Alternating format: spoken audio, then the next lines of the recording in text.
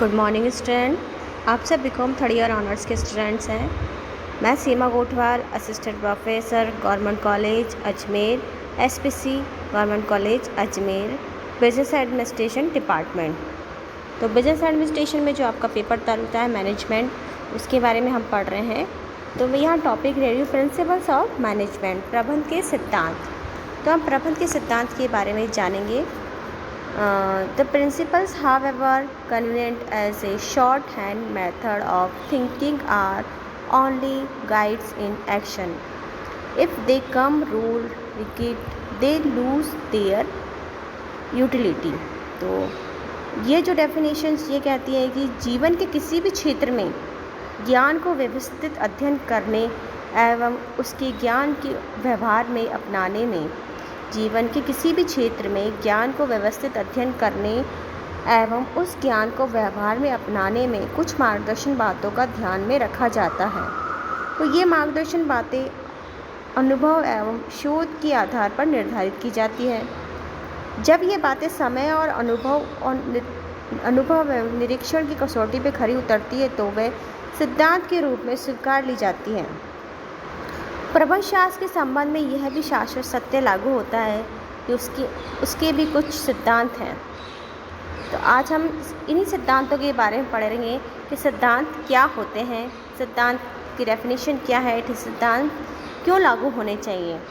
तो सरल शब्दों में कहें तो किसी कार्य या ज्ञान के संबंध में सिद्धांत की आधारभूत मार्गदर्शन बातें हैं जो अनुभव, शोध, विश्लेषण, प्रशिक्षण के आधार पर निर्धारित की जाती है। मतलब क्या है, किसी भी कार्य या ज्ञान के संबंध में कोई भी कार्य हम करते हैं, कोई नॉलेज लेते हैं, तो उसके संबंध में सिद्धांत व आधारभूत मार्गदर्शन बातें हैं जो अनुभव, शोध, विश्लेषण और निरीक्षण के आधार पर निर्धारित की जाती है। टैरी कहते हैं कि सिद्धांत एक आधारभूत कथन या सत्य के रूप में परिभाषित किया जा सकता है जो किसी कार्य या विचार का मार्गदर्शन होता है। Principle can be defined and fundamental statement और truth providing a guide to thought और एक्शन। तो टैरी का ये मानना है और इसी में कॉन्क्लेन ने कहा है कि सिद्धांत एक आधारभूत कथन या सर्वमान्यता सत्य है जो किसी कार्य या विचार का मार्गदर्शन करते हैं। तो principle can be defined as a fundamental statement और general truth providing a guides to thought on action. और ब्रेंच कहते हैं कि सिद्धांत से तात्पर्य एक आधारभूत सत्य से है जो तर्क का आधार है, प्राथमिक तत्व है, सामान्य विधि है। A principle means fundamental truth as the basic of resourcing a primary element a general law. तो तीनों ने अपनी अपनी बात रखी। सिद्धांत को अपने आप में एक आधारभूत सत्य बताया है। किसी भी काम को करने के लिए एक उसको क्या प्राथमिकता दी जानी चाहिए, उसको किस तरह से करना चाहिए, उसे तर्कपूर्ण कैसे लाना चाहिए, उस चीज़ों को ये बता रहे हैं तीनों ही जो अपने डेफिनेशन दी है। तो डेफिनेशन का जो निष्कर्ष निकल के सामने आ रहा है वो कहता है सिद्धांत एक आधारभूत कथन या सर्वमान्य सत्य है जो किसी कार्य या विचार या तर्क का आधार है। सिद्धांत ऐसी मार्गदर्शन बातें होती हैं जिन्हें कई बार सामान्य नियम या कानून के रूप में भी स्वीकार कर लिया जाता है जो हमारे आचरण और व्यवहार का पहरेदार बन जाता है, किंतु सिद्धांत का पालन न करने पर कोई दंड नहीं दिया जाता। एक विशेष बात यह भी है कि सिद्धांत अनुभव, शोध, विश्लेषण, परीक्षण के आधार पर ही निर्धारित किए जाते हैं। अतः एक बार निर्धारित सिद्धांत जब तक समय, अनुभव, शोध एवं विश्लेषण की कसौटी पर खरे उतर जाते हैं तब उन्हें भावी कार्य, विचारों, तर्कों के लिए मार्गदर्शन तत्व और के रूप में स्वीकार किया जा सकता है, किंतु जब उनसे कोई अव्यावहारिक उत्पन्न होती है तो उसे परिवर्तन या संशोधन भी किया जा सकता है। तो सिद्धांत अपने आप में बहुत ही इम्पॉर्टेंट है। ये किसी भी निर्धारित सिद्धांत समय और परिस्थितियों की कसौटी पे खरा उतरना इन्हें भी ज़रूरी है और परिवर्तन भी इनमें ज़रूरी हो जाता है। तो ये सिद्धांत की हम प्रकृति को लेते हैं कि सिद्धांत की प्रकृति क्या है, सिद्धांत किस तरह के होने चाहिए। जैसे प्रबंध में सिद्धांत किस तरह के होना चाहिए। प्रबंध के कुछ सिद्धांत विकसित किए जाते हैं, किंतु कुछ सिद्धांतों को अपनाने से पूर्व उनकी प्रकृति को समझना बहुत ही आवश्यक है। जब प्रकृति को हम समझ लेंगे तो उन्हें अपनाए जाएंगे तो निश्चित ही उनके परिणाम प्राप्त होंगे। तो सर्वप्रथम इसकी सिद्धांतों की पहला पॉइंट, सिद्धांतों की प्रकृति का पहला पॉइंट ले रहे हैं गतिशील डायनेमिक। प्रबंध एक गतिशील वातावरण में कार्य करता है, अतः उसके सिद्धांत भी गतिशील होते हैं। वे समय और परिस्थितियों के साथ परिवर्तित होते रहते हैं, उन्हें सुधार भी होता रहता है। ऐसे प्रबंध के क्षेत्र में शोध एवं प्रशिक्षण के कारण संभव होता है। तो एक डायनेमिक का होना बहुत ज़रूरी है, गतिशील वातावरण होना चाहिए जो सिद्धांत बन रहे हैं उनमें। दूसरा आधारभूत किंतु अंतिम नहीं, फंडामेंटल बट नॉट एब्सोल्यूट। तो प्रबंध के सिद्धांत आधारभूत विवरण या सर्वमान्य शब्द होते हैं, किंतु एब्सोल्यूट नहीं है, ये 100% सत्य है।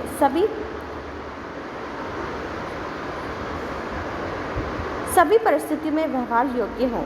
ये कार्य व्यवहार विचार के मार्गदर्शन बातें होती हैं, ना कि उनके लिए नियम कानून। प्रबंध की एक सामाजिक विज्ञान है जिसके द्वारा अनुभव शोध प्रशिक्षण के आधार पर बनते हैं। जब कुछ भिन्न अनुभव होता है तो उसे शोध और प्रशिक्षण करके कुछ नए सिद्धांत बनाते हैं।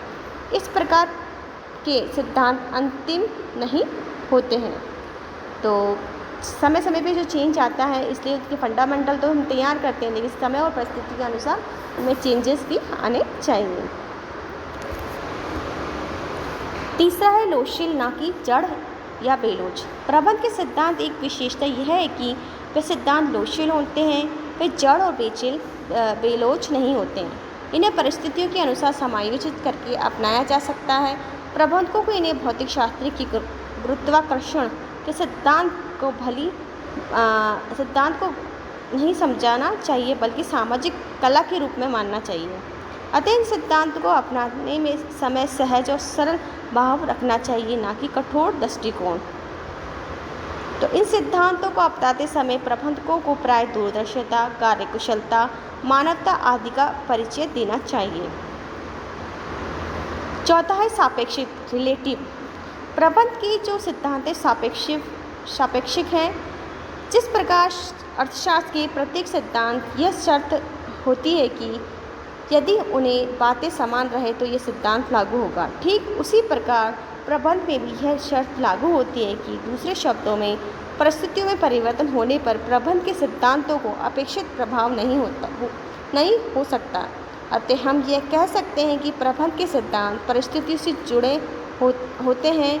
अनुकूल परिस्थितियों में सिद्धांत के अनुकूल परिणाम होते हैं, तो प्रतिकूल परिस्थितियों में प्रतिकूल परिणाम उत्पन्न होते हैं। तो टेरी ने ठीक ही लिखा है कि प्रबंध के सिद्धांत प्रबंध की बौद्धिकता के चुने हुए बीज कोश है, जिसका उपयोग सावधानी और बुद्धिमानी से करना चाहिए। पांचवा है अपूर्ण अर्थ सिद्धांत। तो प्रबंध का जो सिद्धांत अपूर्ण या यथार्थ है, तो सदैव 100% खरे नहीं उतरते हैं। कई बार परिस्थितियाँ ऐसी होती हैं कि वो सिद्धांतों में अपनाने पर वो खरे नहीं उतरते हैं, कुछ ना कुछ उनमें कमियाँ रहती हैं, तो वो एक अपूर्ण सिद्धांत के रूप में सामने आते हैं। नेक्स्ट पॉइंट है सार्वभौमिक, यूनिवर्सल। तो प्रबंध के जो सिद्धांत एक प्रमुख विशेषता यह भी है कि इन सिद्धांतों को सभी प्रकार के संगठनों एवं संस्थाओं को अपनाया जा सकता है। दूसरे शब्दों में इन सिद्धांतों को घरों, मंदिरों, गिरजाघरों, मस्जिदों, व्यवसायिक, शैक्षणिक, राजनीतिक सभी संगठनों के प्रबंध में अपनाया जा सकता है। तो ये सिद्धांत है सार्वभौमिक है, जो सब जगह लागू होते हैं। तो प्योर कहते हैं सिद्धांत का उपयोग सांस्कृतिक परंपराएं आर्थिक विकास के स्तर और सरकारी नीतियों को प्रभावित करते हैं। नेक्स्ट पॉइंट है प्रिंसिपल्स डिफरेंट फॉर पॉलिसी। तो सिद्धांत नीतियों से भिन्न होते हैं, बिल्कुल सही बात है। सिद्धांत अनुभव, शोध और प्रशिक्षण के आधार पर निर्धारित कार्यों, विचारों के लिए मार्गदर्शित बातें हैं। सिद्धांत क्या है? शोध, अनुभव, प्रशिक्षण के आधार पर निर्धारित कार्यों, विचारों की मार्गदर्शन बातें हैं। जबकि नीतियाँ क्या हैं? नीतियाँ किसी सिद्धांत द्वारा निर्धारित वह मार्गदर्शन बातें हैं जिनके आधार पर संस्था का निर्णय लिए जाते हैं।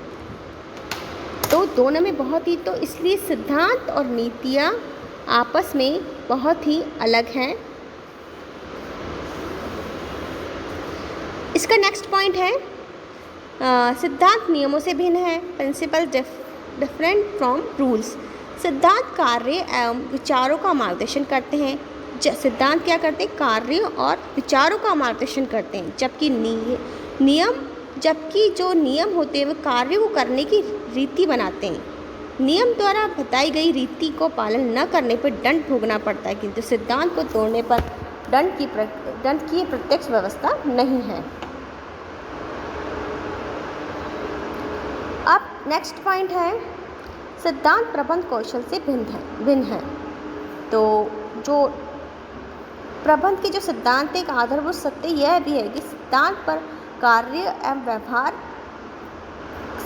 पर जो कार्य एवं व्यवहार किया जाता है, जबकि प्रबंध के कौशल प्रबंध के ज्ञान के उपयोग की विधि है जो प्रबंध के कार्य के लिए आधारभूत होती है। नेक्स्ट है मानव व्यवहार से प्रभावित, अफेक्टेड बाय ह्यूमन बिहेवियर। तो प्रबंध मनुष्य के व्यवहार करता है, अतः प्रबंध के सिद्धांत मानव के व्यवहार के निर्देशन के संबंध में लागू किए जाते हैं, किंतु मानव व्यवहार स्वयं परिवर्तनशील और संवेदनशील होता है, अतः प्रबंध का सिद्धांत को सफल एवं विफल मानव व्यवहार में प्रत्यक्ष रूप से प्रभावित करते हैं। तो ये जो मैंने आपको पॉइंट बताए, किसी भी सिद्धांत को बनाने के लिए उनके विशेषताओं को बारे में बताया कि सिद्धांत कैसे होने चाहिए, कि सिद्धांत में क्या होना चाहिए। आज हमने इसकी मीनिंग, डेफिनेशन और नेचर के बारे में समझा कि सिद्धांत क्या होते हैं, इन सब चीज़ के बारे में हमने जाना है। अब जो प्रबंध के जो 14 सिद्धांत हैं वो हम नेक्स्ट लेक्चर में डिस्कस करेंगे। आज के लिए इतना ही बच्चों। ये आपका जो चैप्टर है, ये 4th चैप्टर है, अपनी बुक के अंदर से ज़रूर पढ़िएगा। आज के लिए इतना ही, धन्यवाद।